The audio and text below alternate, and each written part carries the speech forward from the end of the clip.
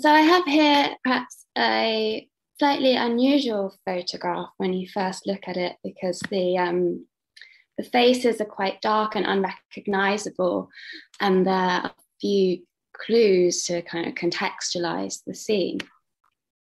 The photograph is taken by the artist Lorna Brinstein on the sly when visiting the home where her mother, Esther Brinstein, had spent many a childhood holiday.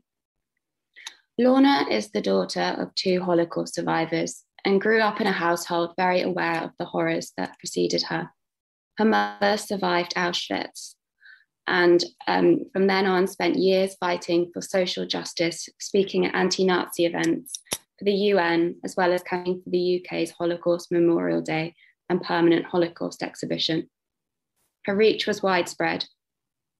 Esther's strength and resolve came from her childhood growing up in a Polish Jewish nationalist movement, the Bund, who were determined to fight for a better, equal world. And Lorna told me how she felt she stood on the shoulder of giants. Yet this photograph is on such a small scale, so personal and lacking in grandeur. And what can photographs like these tell us about the past and the present? When some family is tied up in this large-scale global genocide, it seems important to zoom into the vernacular, to the everyday, personal, and the domestic, to understand how one grapples to forge a personal relationship with a past that preceded them and create an identity related to that place. And what does returning to those haunting places of the past mean to survivors, the family, and descendants?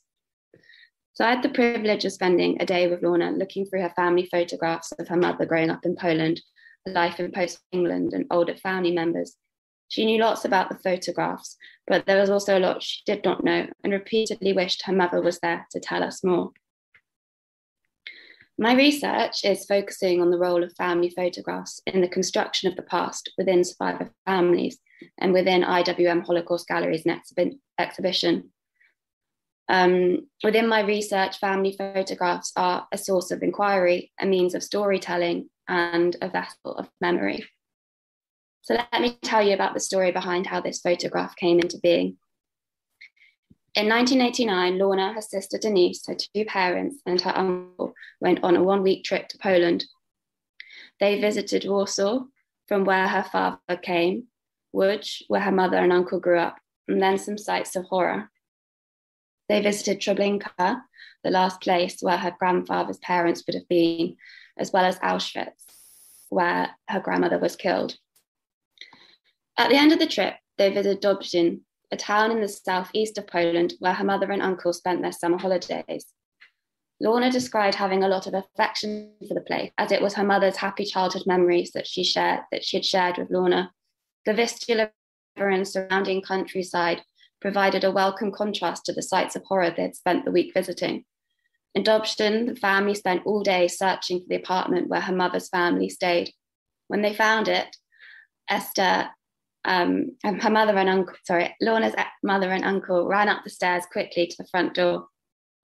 A woman answered it and, a very suspicious, allowed the family to enter and look around. Once inside, her uncle whispered to her mum in Yiddish, "Look, I can't believe it. The wallpaper is still the same." To Lorna, the place looked unclean and uncared for, but it was, in her words, extraordinary being in that space with my mum and my uncle going back there, and that was a place I remember. She described looking at the light switch, and all I could think of was most of my family had switched on that light. It was like they were ghosts in the room.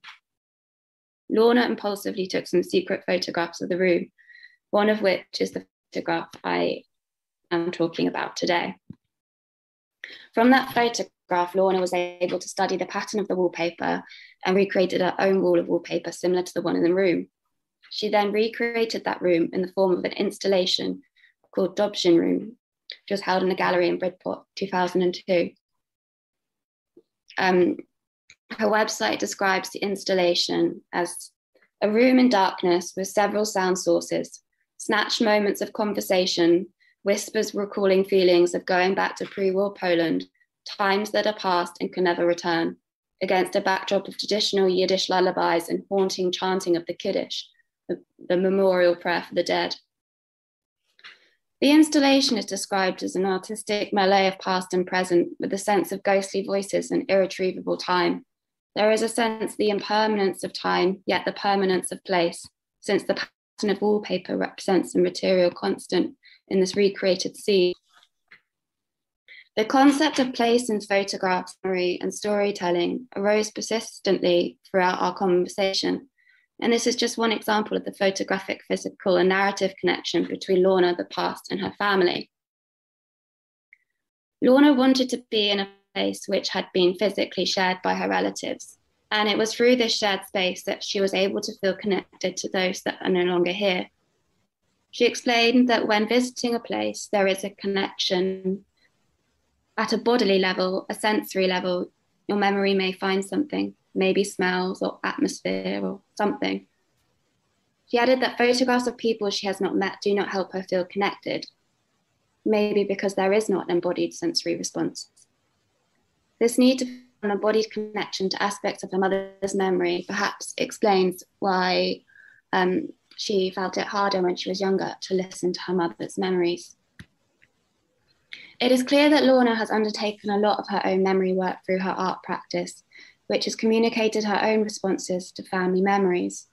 Rather than simply working on her mother's memories of Dobshin or Auschwitz and adopting her mother's meaning, it appeared that Lorna needed to visit these places and adopt a sense of continuity of time, place, and people that may have been missing from the stories that her mother told her.